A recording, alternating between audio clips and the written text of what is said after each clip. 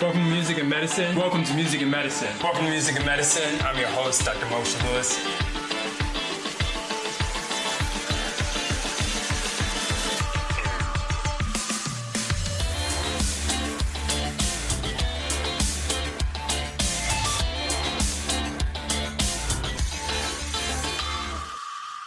And now we're joined by Wendi Vaughn from The Emotions, and we're just so excited to have you here.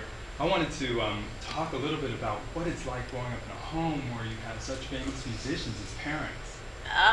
Well, you know, my mom and dad kept it very real with us, Moshe.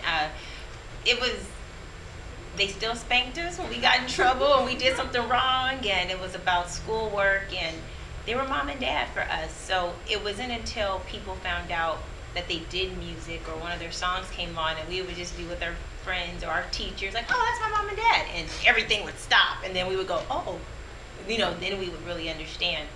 But till this day, I learned more about their lives as celebrities and musicians and all that stuff when I hear them do interviews and from the words of other people. So it's always been very cool though. Once I realized that they are musicians and the music they do, and even being able to grow up and sing with them, that was just a good feeling. It was family. Family and music are the same word for us. Right. And you all are so close and exercise together and do everything together. I love seeing that. Tell us about sort of how you got that interest in just exercising and being so healthy. Well, my dad and my mom, they always were active with us when we were little. Mm-hmm. I do remember mom and dad, playing tennis together and things when we were younger. And then my dad started taking us to Griffith Park and hiking, and it was always like a little small competition between my older brother and I, because in the very beginning, we were the only ones who would go out with them, especially on New Year's Day. My dad had this thing, like a New Year's resolution to himself. His idea was, if you ever were stranded in LA and couldn't run 2 miles under 20 minutes, that's your butt. Like, I guess he came up with this before the day of cell phones, because at this point, we just Uber. But, that started our commitment to just a yearly expectation of anything to at least meet that mark. And so all the rest of the brothers and sisters, we all followed in that tradition, and eating well and hiking and just doing things that were active. Sure. And then at a young age, you found out you have Chrohns. What is Chrohns, and what did that mean for your life? Oh, yes. So I started to develop the symptoms of Chrohns before going to UC San Diego. So this is like 1999, 2000, somewhere in there, when just something was going on, but it wasn't to the point where I really had an everyday issue. But probably in 2005, I realized that's when I was diagnosed formally with Crohn's disease, which is a form of IBD, inflammatory bowel disease. Right.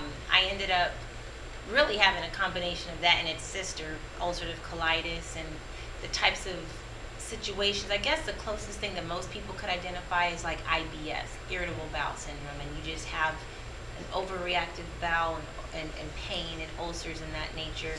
But mine ended up going all the way to the point of needing to have surgery, which is called an ileostomy, to redirect the bowel. And, for somebody who sings and tries, I was really in my 20s. I was very young then. I was like, this ain't cute. I was really, it was a tough road, but it didn't happen all in 1 year. It was a gradual thing. And never having chicken pox, never going to the doctor for anything. We're a very holistic family, so exercise, rest, peppermint tea, red clay, those things weren't gonna, it always fixed it in prayer. So this was a different animal, having to actually go into the hospital and meet medical doctors and understand Western medicine, because there was a lot of, fear around it, and thinking, oh my goodness, this medicine is gonna have side effects, or they're just trying to get all of our money. It wasn't an easy transition, but it really got to the point where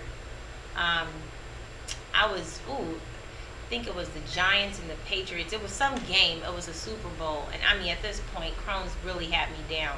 And everybody in the house, we were over at Magic Johnson's house. He used to throw these amazing Super Bowl parties, but I couldn't go because I was too sick, and it was just me and Dad. I couldn't even really eat too much. It was like I was down at that point to eating turkey bacon and a scrambled egg. That would not irritate me.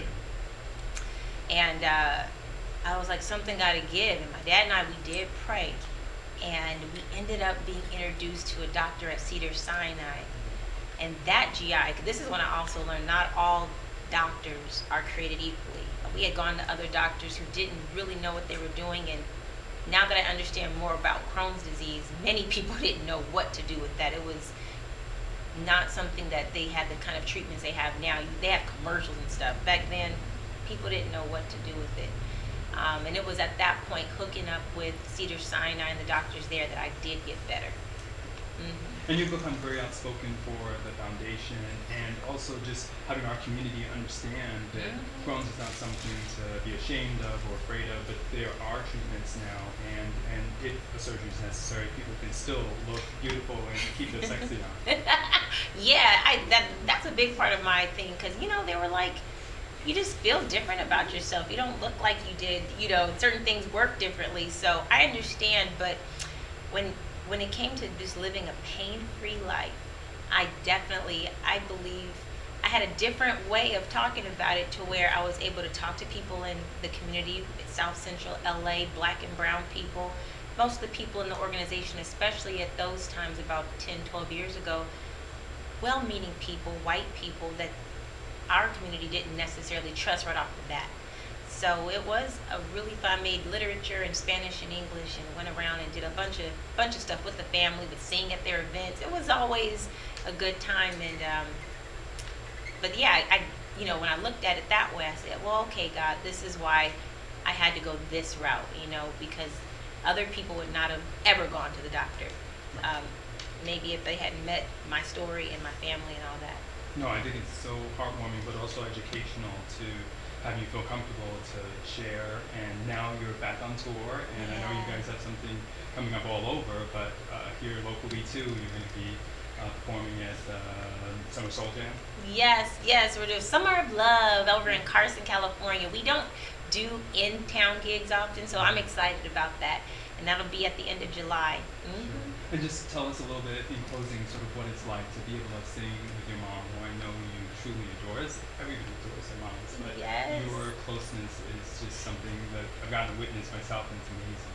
Oh, yes, my mommy is, she's mommy, and it is so amazing. She's been doing this same job, because at the end of the day, it is a job for her, but she and my aunts were cultivated by my granddad to do this at very young ages, 3, 4, and 5, and they've been carrying that torch their entire lives. So to be able to stand in and be a part of the group is amazing. It really is a true honor, and we have so much fun, especially when she gets out there and just starts busting the move. My sister sings with us as well, Wyatt, and we're always like, we're just floored.